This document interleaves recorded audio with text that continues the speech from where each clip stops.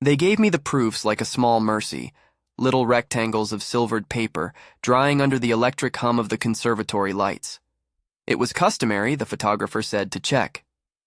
She handed me the envelope with hands that still smelled faintly of vinegar and film developer, as if the moment we had been rehearsing for months had been waiting in a chemical darkroom to be revealed or withheld. I held the first sheet as if it were a piece of new paper, careful of creases, and only when I saw the smear did the breath leave me. Where his eyes should have been, where everyone's eyes should have been, fixed towards the lens, the future, the promise, the negative had recorded instead a smudge, a blur that respected the shape of a face but ate its look. It was not smoke or shadow. It had the flatness of something wiped across the plate. Not a fault of the camera, the photographer assured me in a voice that tried to be practical, not scandalized. Sometimes the emulsion failed. Sometimes development fails. Sometimes things are simply imperfect. But the town, and later the papers, preferred stories that were certain. They do not love weather. They name the storm. We had practiced stillness for years. The way I would incline my head, the way guests would be routed through the conservatory without pausing at the frescoes, the precise moment the band would lower and the organist would slip a page. Etiquette is rehearsal. Every social evening at our house, rehearsal for something larger than hospitality, hinged on the illusion that certain things could be preserved intact. The ledger sat in that same taut register. It was, so the steward would say, opening the glass with a small key that had a notch worn into it by decades of use, a book that remembered. He unlocked it for me that afternoon, as if to show me the continuity that kept our name from dissolving into gossip. The ledger was bound in oiled leather, its edges gilded but not ostentatious, a ledger of names threaded with dates and marginal notes, the handwriting of generations folded in on itself like pressed flowers. A brass plaque on the glass read, simply, Custody of Records. Under the conservatory's skylight, the binding gleamed like rain. The steward's gloves were thin and smelled of beeswax and paper. He lifted the cover with a ceremony that was half affection and half legal obligation. It remembers, he said. He did not mean it poetically. He meant that the ledger took on the duties people wanted to forget. Debts repaid, bequests shepherded, names whispered at the bedside. It kept the small accounts of care that were otherwise scattered in the corners of house and town, a baker's credit, an apprenticed girl's wages for a season, a widow's tea allowance. The ledger was not an heirloom to be admired. It was a mechanism, designed and maintained by people who understood that memory requires tending. This was my inheritance in potential, not money alone, nor simply the silver, but the expectation, spoken or not, that I would step forward to hold the book if Elliot stepped away. Until the smear, that had been a comfortable abstraction.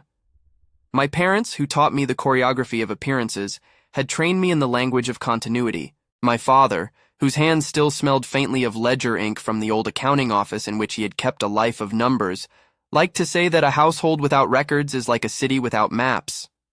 My mother kept a pouch of handkerchiefs labeled by room. They loved the ways small things made the world tolerable. For a few days, the proofs were a private curiosity. We told ourselves explanations that were plausible.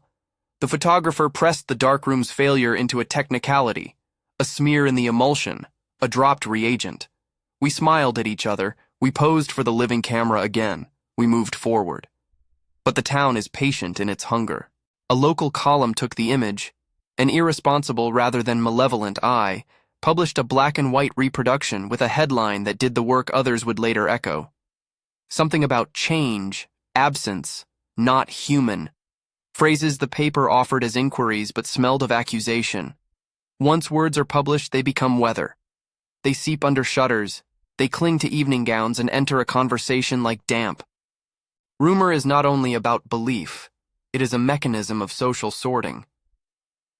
At the luncheon salons, women who had once sent me photographs of garden combining now lowered their voices. Men whose invitations we had accepted in the winter now found themselves busy with travel. The gossip took on a pattern I knew. It started in small rooms where no steam is raised, then grew into a shape like a storm front. The house received visitors in the mornings, officials, journalists with pads, neighbors with folded hands and hushed curiosity. To them, the smear on a negative offered an explanation that the world felt it deserved. The version they preferred made an elegant symmetry. If someone's eyes looked wrong, then perhaps the person himself was wrong, not merely fallible. Elliot retreated in a manner that was both theatrical and utterly his own. He did not make statements. If anything, he refused the register in which statements are made. He began to spend his days in the study at the back of the house, a low room lined with shelves and the faint smell of glue. The study had always been a place of small labors for him, binding, cataloging, mending the edges of books that no one else remembered to be tender with. He took up needle and thread with a devotion that looked like prayer. By November, the house's lamp glow was often the only light in that corner. He sat bent over pages, with a small tungsten lamp throwing a pool of light on the table, his fingers protected by fingerless gloves, as if shielding the touch from the things it encountered. When the reporters asked for comment, the lawyer said words that were designed to seal a scandal away, but could not undo a social wound. He drafted the covenant. Precise, circumspect, legalese meant to bind the future. The covenant would, in formal terms, keep the ledger under whoever was able to administer it.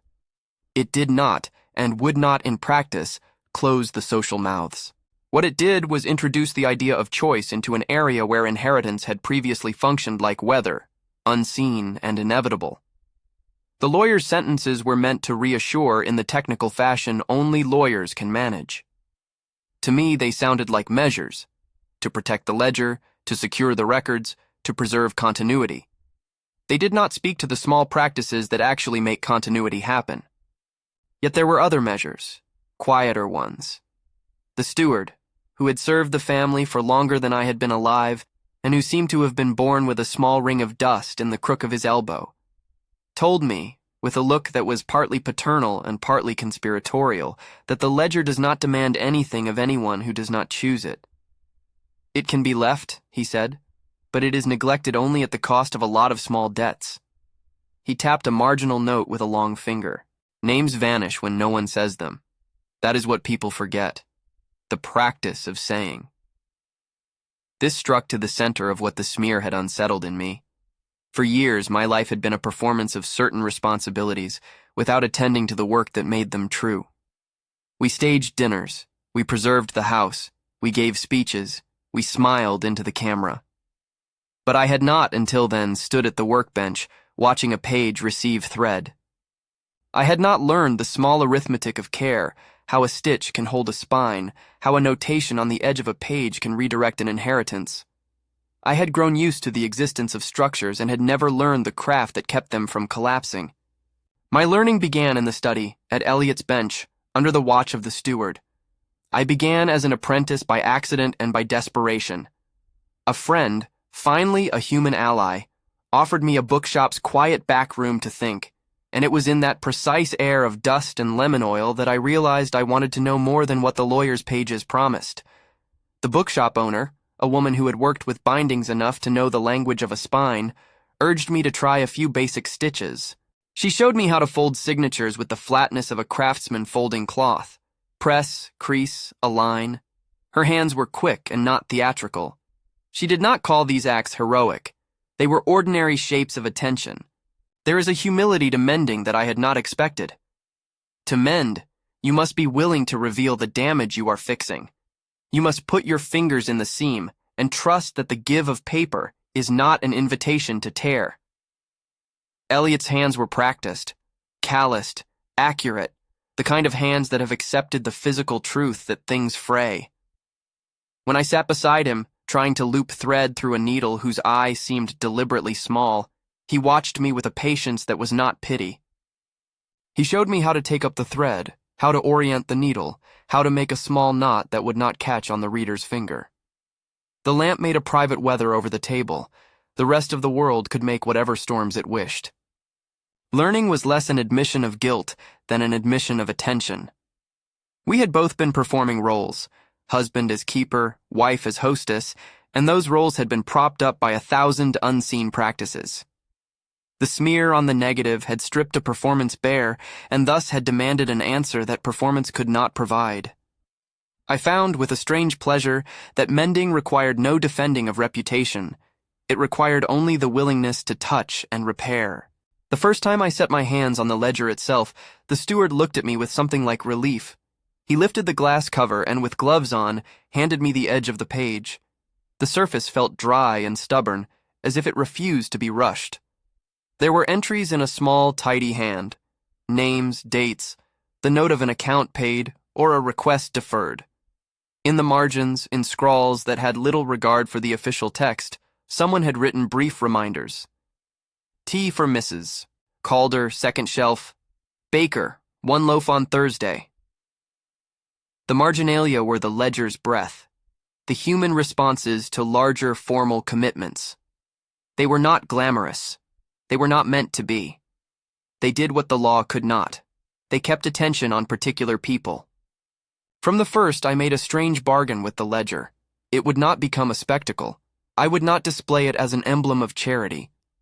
Instead, I promised myself it would become a practice. I would read the names aloud once a month. I would send, anonymously, modest sums when a marginal note indicated need. I would, in small ceremonial ways, bring the ledger out into the light of my days, rather than keep it as an ornament behind glass. This seemed to me a modest reorientation of privilege, not renouncing my place in society, but redirecting it toward the small acts that make continuity real. The town's appetite for a sensational story did not care for modesty. Reporters knocked at the gate. Gossip columnists wagged their pens. Cartoonists sketched caricatures that reduced Elliot to a silhouette with outsized gloves and a book under his arm. In the columns, his withdrawal was made into an affectation. In the cartoons, into a symbol. People in town debated what the smear meant in the same way one might debate whether a storm portends a ship sinking. There were those who moved from fear to moral certainty with astonishing speed. If he was different, then he was dangerous. If he retreated, then he was guilty. What bothered me was the eagerness with which so many replaced curiosity with narrative. At a meeting in the lawyer's office, a long room with a table scarred by pointy heels of cups and by the passage of legal papers, the script of continuity was given an anxious addendum. "We should formalize," the lawyer said. He had a way of smoothing sentences into the kind of panacea law often promises. "We can draft an agreement that clarifies who holds custody and under what conditions." He spoke as if words could be anchors. We discussed contingency clauses, delegation possibilities, and the simple thought that custodianship might be voluntary rather than a default. The steward listened and took notes in a small leather booklet, which he kept in a pocket where the edges were worn thin.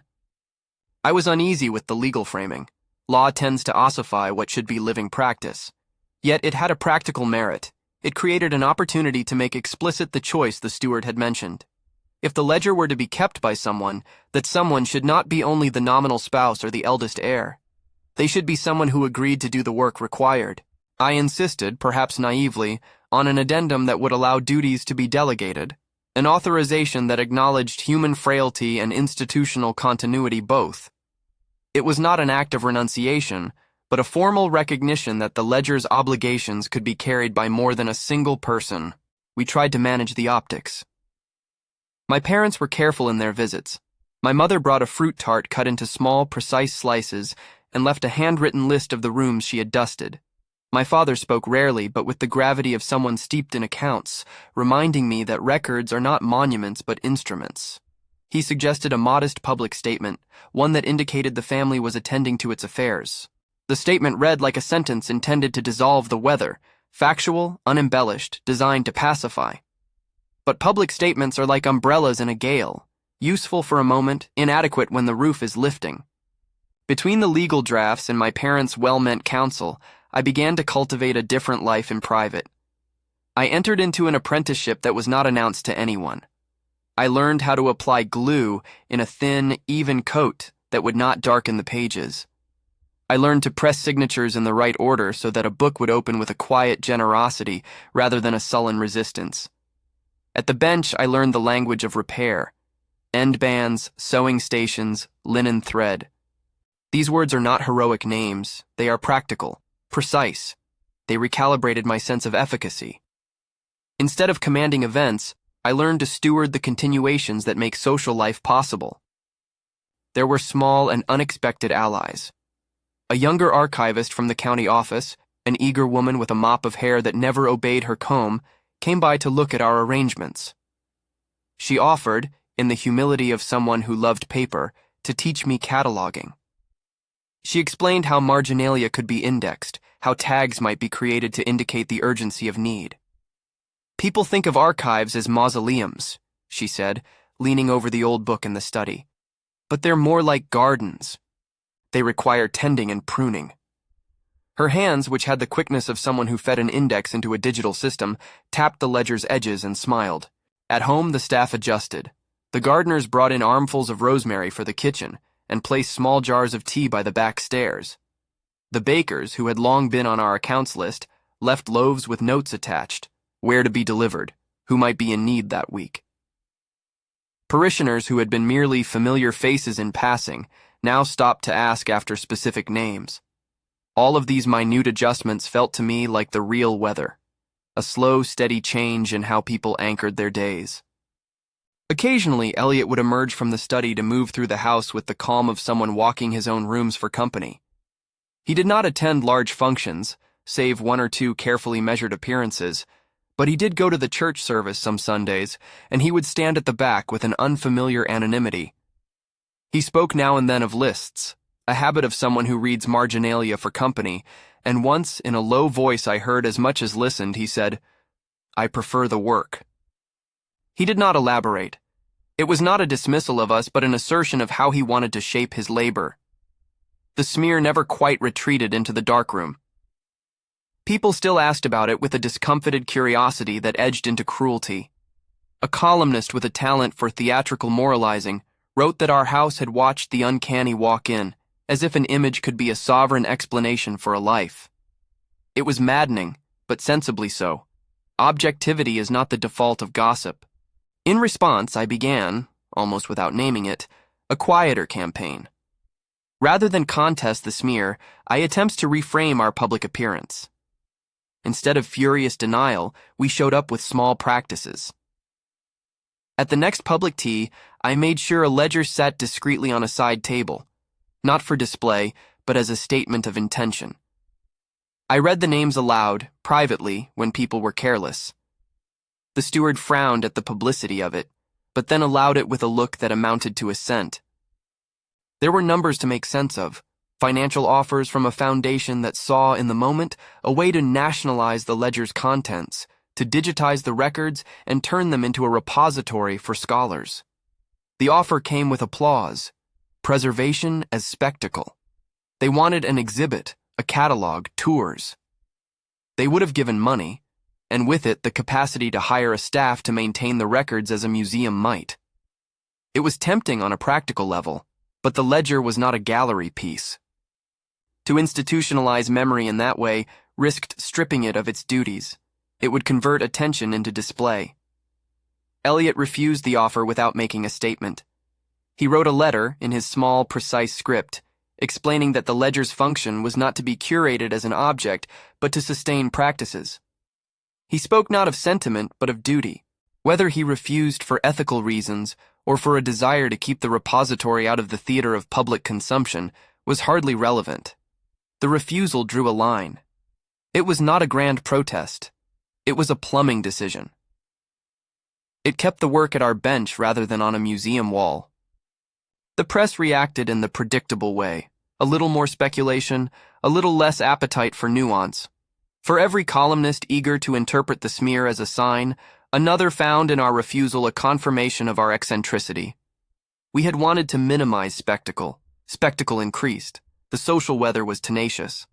And yet, in the private rooms, changes took root. I began to keep a small pantry ledger, a practice learned from an old marginal note regarding bread deliveries. I would record names of people who had asked for extras, weekly notations. Mrs. Haynes, sugar, 2 spoons, Mr. Walters, coal, twice monthly. The ledger, which had once meaningfully signified large institutional duties, began to collect smaller domestic accounts that mattered more to me. I wrote notes in the margins, observations that had nothing to do with legal continuity, but everything to do with care. Mrs. Calder prefers chamomile. Deliver to the back door. The steward, observing these marginalia, smiled as if pleased that the book was being used for the particularities of life and not merely the abstractions of a state. At the bench, a season of instruction unfolded that taught me that most ethical labor is humble. I learned to sand the edge of a board so that it did not catch, to shave a spine so a book would lie flat, to mix paste so it was neither too wet to warp nor too dry to flake. These are acts that do not make headlines but do make things possible. A library that can be read, a record that can be consulted. Eliot showed me the best way to make a knot that disappears into the stitch, hidden and secure. There is a small, secret joy in creating an invisible reinforcement. Sometimes, late at night, I would take out the proofs again and look at the smear in its small rectangle of gray. The negative had, in a sense, become a weather map I could not read. I kept it in a drawer by my dressing table, wrapped in a sheet of acid-free paper, not to triumph over it, but to commune with it. There is an odd intimacy in possessing an object the town interprets as uncanny. When no one else was present, I would hold it to the light and let the dark blotches make their own kind of geography. The smear looked to my eye less like an evidentiary absence and more like a landscape. It was a place where the camera's chemistry had failed to translate the human into silver. It was a reminder that representation is a fragile thing. I do not pretend that all was calm. The hours of being watched and the gossip's persistent weather made me susceptible to old anxieties. I would sometimes imagine conversations at the dinner table with people whose eyes were little telescopes for judgment. I would rehearse replies to speculative questions. But increasingly, my rehearsals were not of rhetoric but of method. How to set a book in the press, how to lint a cloth to remove excess glue, how to buffer ill-fitting leaves. The dailiness of this learning dissolved some of the strangeness that the smear had introduced. The more I did, the less the unknown could claim me. One evening, after a rain that polished the panes and made the gas lamps look like candles, Eliot invited me into the study with a small stack of letters. He had been cataloging them by date and had left the stack on his bench, a ribbon around them like a domestic offering. I had learned by then that letters mattered to him in a way that they had never mattered to me, not as objects that contained news, but as commitments to reply, to record, to be accountable to another person's words. He set the letters between us and gestured toward the lamp's pool of light.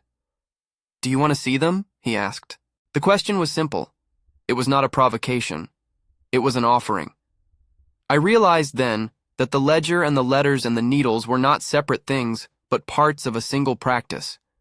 To be in a household is to be involved in a long series of small obligations, and to choose to keep those obligations is to enroll oneself in a practice that lasts beyond one season of publicity. I do not remember using any extraordinary sentence in reply.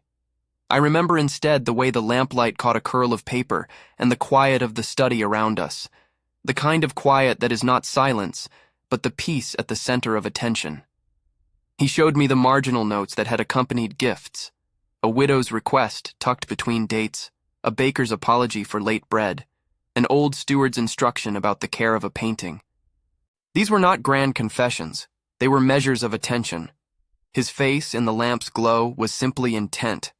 The house continued to be watched. Columnists continued to sketch narratives from the smallest fact. We responded by continuing to do small things well. We replaced a torn binding on a family Bible. We arranged in a modest ceremony for anonymous repairs funds to be set aside for comers whose names appeared in the margins. We refused the foundation's offer and, in refusing, kept the ledger at the scale of practice. Our refusal was not a stance against preservation, it was a decision to preserve in form and method rather than in exhibition. There are moments when the world presses for a spectacle, and moments when the world is indifferent. The smear had demanded spectacle. It asked for a monster to be drawn. We refused to play the part. Instead, we chose to return to craft. At night, I would sit for hours learning a stitch until my fingers ached like a second kind of labor. My hands adapted to the rope of linen thread. My nails picked up the ghostly dust of paper, and with each day my confidence grew. There is perhaps a vanity in thinking that such small acts will change the weather of public opinion. I do not imagine that the town's taste for dramatic explanations will be altered by a well-made knot. But I began to see the ledger for what it was. Not an emblem to be paraded, nor a relic to be archived, but a place where the smallest gestures are recorded and honored. If the ledger remembers, then we are its memory only so long as we attend to the works that keep it genuine. On one winter afternoon, a month into this new practice, I found a young archivist at my gate with a parcel wrapped in brown paper and string. She had been reading in the county office and was curious about our arrangements. She handed me, instead of a questionnaire, a notebook with labeled tabs: marginalia, index, repairs, log. "If you like," she said, smiling in a way that was not so much conspiratorial as collaborative, "I can help with the indexing. The ledger is dense, it needs a voice to be read." I wanted to say yes for purely practical reasons, but also because the offer felt like a small door into a broader communal practice. To keep a name is to let others keep it with you. The steward, when I told him, approved with a slow nod. "Memories," he said, "are better when shared. The book remembers, but people tend to remember less well in isolation." It was in that season, between the legal drafts and the press's dull hunger, that I found myself returning more often to that first proof, to the smear that had started the storm. It sat in its wrapper like a small weather report. I would take it out and think of the eyes that had been smudged and of how a single failed image had multiplied into conjecture. The photograph had become not evidence but a prompt, a question about what we do when spectacle implodes the interior life. Does one answer spectacle by spectacle, or by a sustained practice that refuses theater in favor of tending? The narrative the town wanted was not the one I was learning to write. They wanted a single instigation, a neat moral, a villain, and a victim. I began to prefer ambiguity. It keeps the moral work alive because it refuses a tidy closure. To live with an unresolved proof is to accept that one cannot always produce the evidence the crowd wants. Sometimes the ethical thing is not to triumph, but to continue. At the bench, I had my hands on a ledger page and my awareness in the way of someone learning a new language. The steward hovered nearby, occasionally instructing, occasionally ordering the kettle for tea. I found myself reading the marginalia aloud to him, partly to learn the cadence, partly to make sure that the names were said in my voice. It is astonishing how saying a name gives it weight. It anchors the person to an audible practice. That night, as rain ran in thin curtains down the windows and the lamps in the town made the streets look like a string of small fenced fires, I sat alone at Elliot's bench after he had gone to bed. A bundle of catalogued letters lay by my elbow. My hands, less clumsy now, folded the needle in its case. The lamplight pooled on the tabletop. The smear in its paper lay in the drawer like a small island. I thought about asking the question that would later live in a different room, whether he would choose me without the ledger's authority. But that was not yet the moment for such a thing. The question had a heat that might have singed the slow work into theater. Instead, I accepted the evening as a lesson in patience. Outside, the rain smudged the world like a long, slow emulsion. Inside, I sewed. The thread passed through the paper. The stitch held. The ledger remained closed, but not unattended. The house, for the first time in weeks, felt less like a stage and more like a place where work continued regardless of the weather. Weeks turned into a pattern measured less by calendars than by the small economies of daylight and the ledger's mottled pages. Winter melted into a damp spring that left the flagstones of the terrace slick with a slow green film, and the house settled into the new weather we had made for it. A steadier attention, a private choreography that refused the headlines. The steward began to come less often in the mornings and more often in the rhythm of afternoons, as if he were practicing the less public hours of his service in preparation for something that would one day remove him from those hours entirely. When he spoke, it was always about the work, where the ledger should sit on a table so that light would not harm the ink, which jars of glue were least likely to yellow a page, the right way to label a name so that it might be found by someone who expected to search. Before I forget the shape of those days, a word about what people expect from stories like this. If you take pleasure in long, careful narratives that attend to the moral shapes of domestic life, you might consider subscribing. There are fewer places for stories that prefer needlework to spectacle. If this is the kind of listening you value, stay with us. The lawyer's drafting moved slower than rumor, and that, oddly, was a mercy. His addendum, thin, legal, full of the cant of contingencies, became, in its final iteration, a vehicle for what the steward had first suggested in his curt, economical way. Custodianship need not be a default borne by blood or ceremony. It could be a series of affirmative acts. We wrote clauses that allowed delegation and temporary appointment. We wrote language that required quarterly reports not of accounts but of acts. Repairs made, names read, discretionary small disbursements. It was, in a way, a contract with humility. A lawyer can only turn a practice into terms. He cannot force the practice to be kept. That work remained ours. A particular afternoon remains in my memory not for any dramatic turning, but for its ordinary clarity. The steward surprised me by suggesting that perhaps the ledger might be better kept at a table in the morning room on certain days, and at the bench on others, so that both public and private hands could come to it without fuss.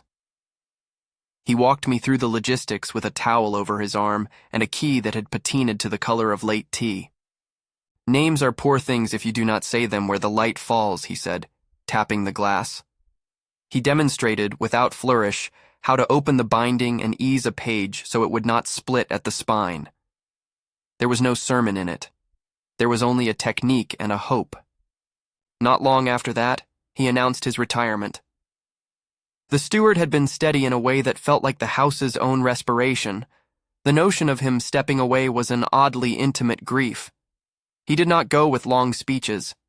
He packed a small satchel with his gloves, his tiny leather notebook, and a tin of mending needles.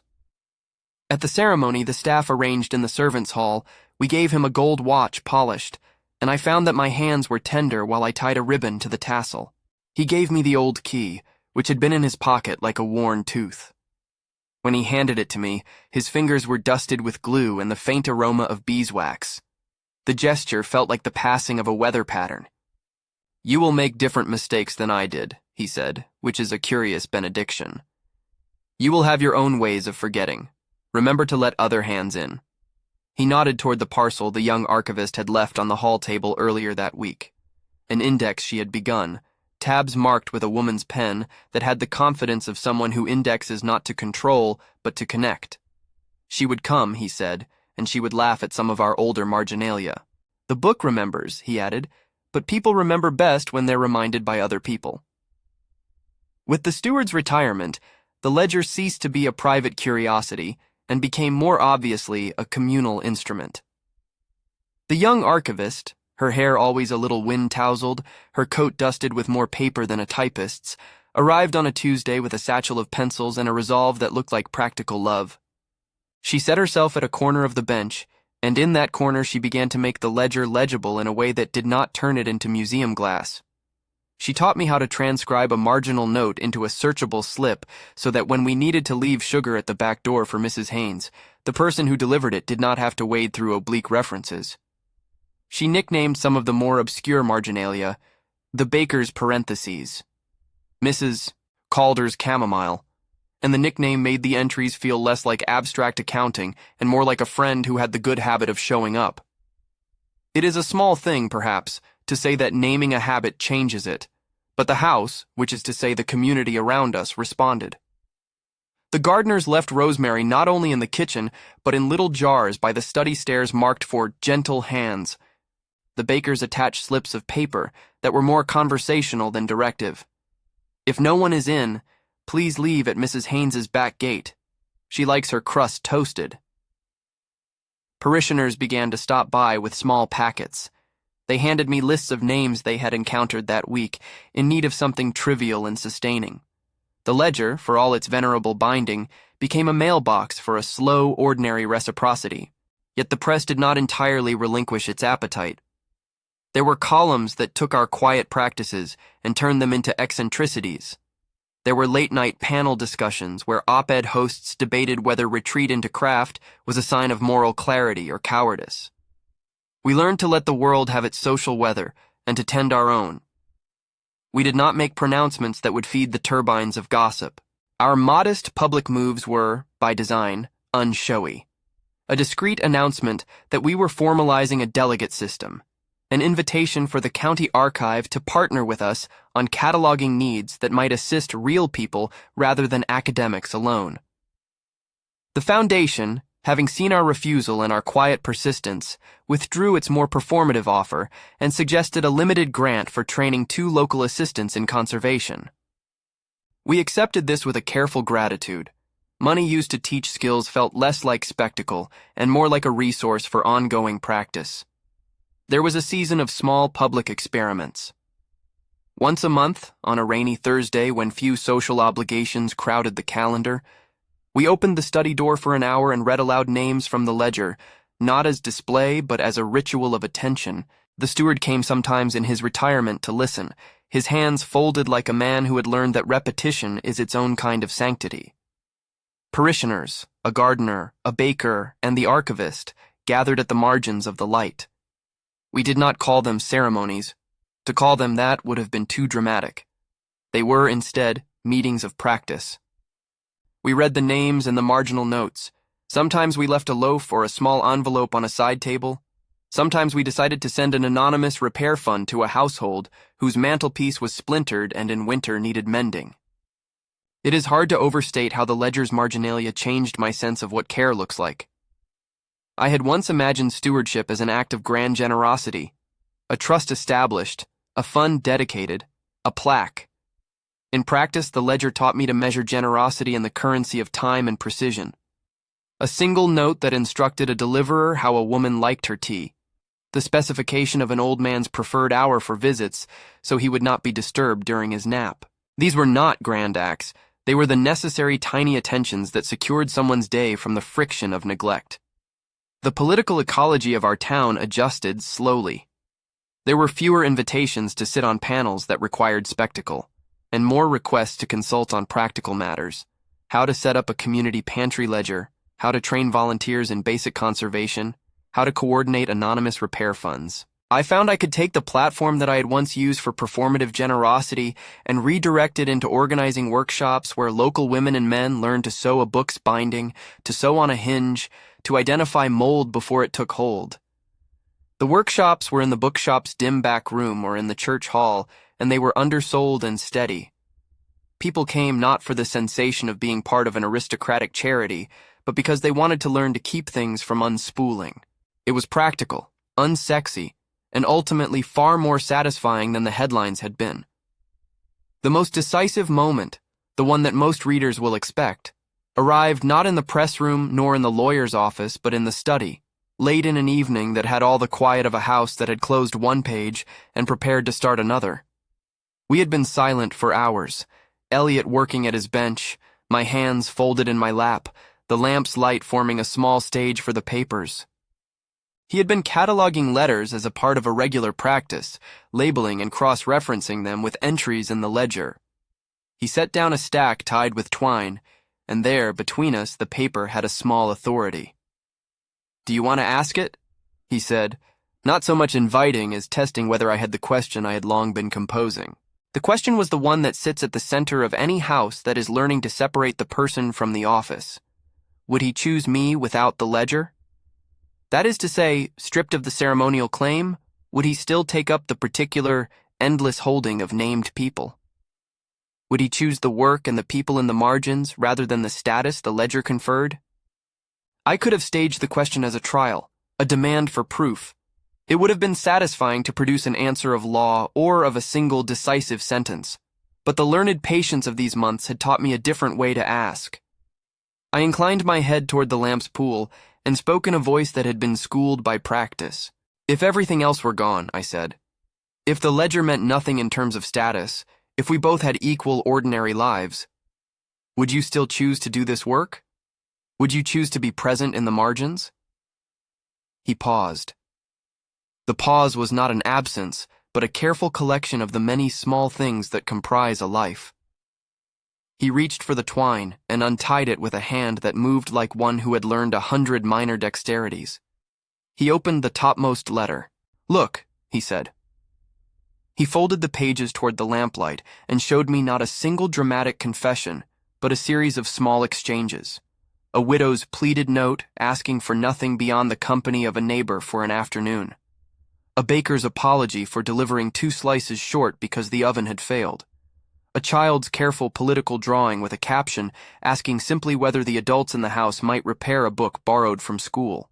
There were also letters of less immediate drama, invitations politely declined, requests for minor help, a note from an old steward asking after the oil for a lamp.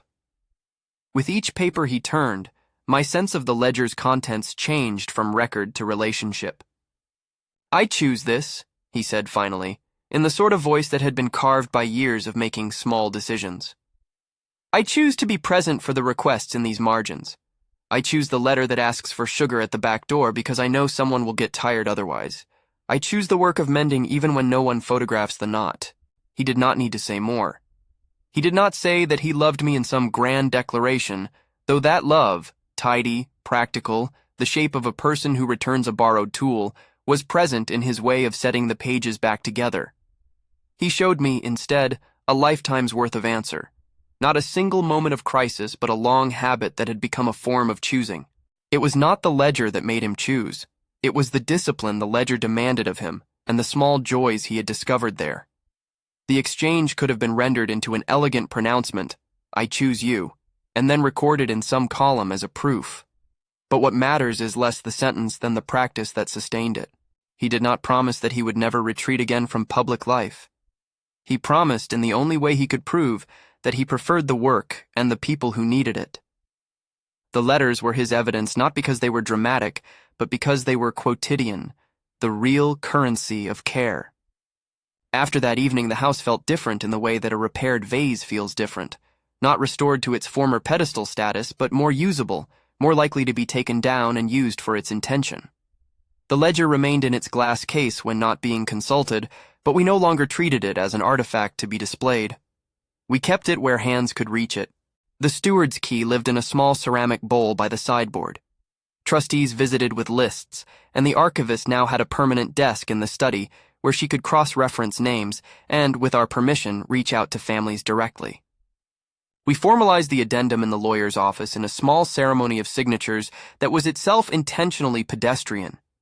The paper was thin, the pen nib worn, the lawyer's voice adjusting to a kind of relief that law sometimes brings when it codifies a changed practice. We added provisions that required delegated custodians to report on acts of care rather than on sums disbursed. We included a clause that required the ledger to be consulted for community needs at least quarterly. The clause was modest and foolishly ambitious by turns, but it did something important. It made explicit that the ledger's authority lay in action, not in titles. There were consequences I had not fully anticipated. Once the house began to be a training ground for conservation and small repairs, we saw a modest realignment of who we invited into our rooms. Our entertainments shrank. The dinners became fewer and longer, with fewer cameras and more work placed on small plates. The social reporters who had once camped at the gate found themselves without the spectacle they needed and drifted elsewhere. The town's gossip, which feeds on novelty, adapted and found new storms. But in the quieter quarters of our world, a modest culture of practice took root. I began to notice the way the children in the neighborhood learned the names of the bakery's regulars, how they would, without prompting, ask if Mrs. Haynes had received her sugar that week. The archivist set up a small anonymous fund for repairs, a box into which people could deposit contributions without ceremony. The box's presence and the small transparency of the ledgered disbursements made it easier for neighbors to take responsibility without being publicly recognized. These structures were small and occasionally clumsy. They required correction and patience. But they worked. They allowed us to shift attention from an image to the needs that image had dredged to the surface. Yet the smear, the failed negative, did not vanish. It remained a weathered thing I could not quite interpret. I did not burn it or publish it. I left it in its drawer under acid-free paper. There were nights when curiosity pulled me back to that drawer, and I would take it out as one might examine a weather map from a storm long past, to see where the blot had been, to imagine its movement. On more analytical evenings, I thought about the chemistry of the darkroom, about the ways reagents and humidity bend images. On other evenings, I thought about the human tendency to construct monsters where the evidence suggests only ambiguity. The proof remained unresolved. That unsettled form of not knowing became for me less a terror than a teacher. The town never agreed on an interpretation, which was perhaps for the best. Certainty is a hard thing to live under. It breeds rigid judgments and shrugs that dismiss people's complexity. Ambiguity, while uncomfortable, leaves room for practice. To live with an unresolved photograph is to live with the fact that not all questions are answerable by single moments. The ledger taught me to think in continuities rather than in proofs. Years folded in their quiet way. The young archivist married a conservator and kept working with us, traveling sometimes to speak at small conferences where she spoke not of our smear, but of the practical architecture we had built. How marginalia, catalogued and acted upon, can become the real infrastructure of charity. The steward wrote to us from his cottage. He sent photographs of a repaired chair, and every so often he sent a slip of paper with a recipe for lemon curd that tasted like the sun. My parents grew older, their repertoire of small, meticulous housekeeping less a performance and more a graciousness. My mother's handkerchiefs acquired new labels written in my hand. My father's ledger sense softened into a habit of leaving notes about who to call if certain names were mentioned in passing. Elliot continued to keep to the bench. He never became a public figure of redemption or scandal. He was, in the small English way of ordinary men, consistent. He did not answer every knock at the gate, but he answered the ledger. People who came expecting a spectacle were often disappointed. They had expected drama where there was only the dense, quiet pleasure of a well-made knot. Yet those who needed help found a line of names waiting for them in the margins. We developed modest rituals that anchored the practice further. On the first evening of every month, I read aloud a short list of names from the ledger with a cup of tea set between us. The ritual was quiet, not performed for viewers, but it became part of the house's calendar. We kept a pantry ledger that recorded small domestic transactions and the needs that could not be solved by a headline: Haynes, sugar, Walters, coal, Calder, chamomile. Once a week, a neighbor would ring the back gate and collect the week's notations. We set up a small anonymous repair fund, a tin in which contributions were dropped, and 3 times a year we held a small private meeting to review the fund's use. The meeting did not seek praise. It sought efficiency and fidelity. A particularly tender episode occurred one summer when a woman in the next village, herself a seamstress, came by with a parcel. Inside were tiny cloth pouches sewn by hand. She had read in the ledger that a widow liked to keep lavender in her linen drawer to sleep peacefully. She had made 20 pouches and asked that we distribute them anonymously. There was no fanfare. The steward, visiting to bring his watch in for repair, came to the kitchen and found evidence of this anonymous kindness. Small blue pouches laid out like a modest constellation. He laughed the low laugh of someone who has seen how small acts matter, and he nodded toward the window where rain had stopped and sunlight made a map on the flagstones. Through such episodes, the ledger's meaning changed from being an emblem of fortune to being a structure for neighborliness. Its proximity to the rooms of the house, its tendency to be consulted, handled, annotated, kept it alive in a way a locked display could not. People used it. They argued over entries. They apologized in the margins for late repayments. They made corrections. The book's leather softened with use. If I'm honest, there were still moments when old instincts tugged at me. The desire to hold a moment and freeze it, the glamour of a headline that would affirm or absolve. Those instincts did not entirely vanish, but they were diluted by the practice of repair. One learned slowly that an act of mending is a way of resisting the economy of spectacles. To repair is to insist that the world will be inhabited after the cameras have left. Not everyone approved. Some old friends found our smallness unbecoming. A few of our social circle wanted to keep the house as a certain kind of stage, with perfectly executed gestures and a clear front. There were passive-aggressive notes and a few offending columns. But even among them, there were those who came to a workshop and learned to sew a hinge for a child's book, and left later with a different set of habits. Habits, we learned, are the slow teachers of character. In quiet moments of domestic labor, the smear retained its peculiar gravity. I would sometimes sit at the bench late, the ledger open, the lamplight making everything look like its own small island, and think of how easily a camera might fail. I imagined, once in a speculative mood, being interviewed about the smear and answering simply, "It taught us to do the work." That, of course, would not be a satisfying headline. It would not sate curiosity, but it would summarize how we had moved from spectacle to practice. The ledger and the labor that upheld it made explicit a moral axiom I had come to accept. Choosing a person is not a single act, but a series of decisions, a lifelong apprenticeship. To choose someone is not to issue a decree, but to take up the daily tasks that sustain another's days. To remember a name, to replace a pane of glass, to refill a sugar jar, to stitch a spine. These are not romantic gestures. They are the slow mechanics of fidelity. One evening, years on from the smear, I found a young reporter at the gate. He had come with a notepad, and for a moment I feared the old weather had returned. He surprised me by sitting at the back stairs with a cup of tea and asking about the small things. "What did you actually do?" he said. He seemed tired of grand narratives. He wanted practicalities. I made him sit at the bench and showed him a knot. I let him try to thread a needle. He pricked his finger and laughed.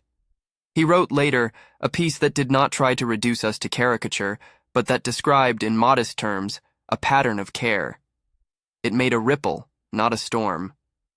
As for the smear itself, it remained in its drawer. There were people who asked, privately, with less hunger for spectacle than mere curiosity, if I would now publish the negative, or test it again in a lab, or subject it to some definitive scrutiny. I refused these requests as I had refused the Foundation's offer, not as a snub, but as a deliberate conservation of meaning. The photograph had been a catalyst. To render it a proof would be to reduce an experience that had been generative into a mere display. I preferred that it remain as it had become, an unresolved thing that taught us to attend. There are readers who will want to know whether Eliot was ever declared not human by an authority, whether a scientific explanation was found. The answer is, in a sense, simpler. There was never a legal or scientific adjudication that rendered him anything but himself. What changed was how others chose to see him. The smear had been used by some as an excuse for contempt, by others as an instrument of curiosity. Our response, a sustained practice of care and the slow, deliberate work of mending, was less flashy and more exacting than any scandal could have demanded. It did not convert all eyes. It did not make everyone sympathetic. But it changed what we did with our attention. In the years that followed, the ledger's margins grew more tender. Notes about children's allergies, a baker asking a neighbor to mind the dog for an afternoon, reminders to call a widow on a certain date so she would not feel unseen. The archivist continued to index these notes, and in doing so, she taught many townspeople to think of charity not as a spectacle, but as a system of reciprocal attentions. We refused the impulse to keep our methods proprietary. Instead, we shared them in small workshops. A woman from the next town learned to sew a book. A young man taught himself to repair a hinge. The skills grew quiet networks that were less susceptible to the weather of gossip. On a winter evening, not unlike the one where I had first thought of asking the critical question, I took the proofs from the drawer. I sat at the bench with one of the early photographs that had started it all and let the lamplight make a small, private geography on the paper. The smear remained as inscrutable as ever. Perhaps that was the point. It was no longer an accusation, nor a proof, nor a spectacle. It was a prompt that had set us to work. To keep a name, I learned, is to create conditions where the name can be said without fuss, where the person attached to it can be attended to without the market of spectacle. It is to create systems in which people can be helped without being shamed into visibility. That is small and modest labor, but its effects are cumulative. A ledger that is read aloud once a month, a pantry record kept up, an anonymous repair fund. These are not glamorous changes, but over time they alter what counts as seeing and being seen. I do not pretend we solved everything. The smear still sits in its drawer. There are those who continue to insist on dramatic narratives. There are those who still trade in certainty. But our house, and the community around it, learned to measure time not by flashbulbs, but by the slow economy of attention. Stitches, sapling repair, letters answered. We learned to be custodians in the active sense, willing to attend, to be corrected, to share tasks, to let new hands in. I close, not with a triumphal seal, but with an invitation. The photograph remains as a small, unresolved weather map in a drawer, but the ledger is kept at our bench, annotated and alive. If this story has moved you, leave a short note. Tell us how you would keep a name. Share one small thing you might do, someone you would visit, a letter you'd write, a stitch you'd make. The answer need not be heroic. It only needs to be real.